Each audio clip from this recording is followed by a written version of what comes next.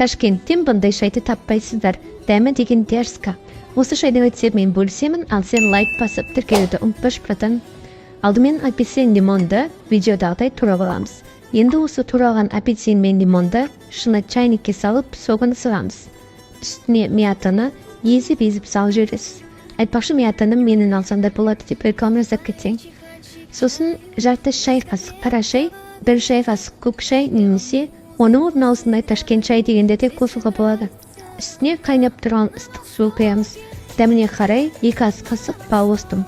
10 минут шайымызды қайнатамыз. Түсі қанық, өте дәмді. Осылай десертпен рахаттанып отырып ішетін шайымыз дайын болды. Жасап көріңіздер, парақшама тіркеліп лайк басуды ұмытпаңыз. Сіздермен болған Арайше.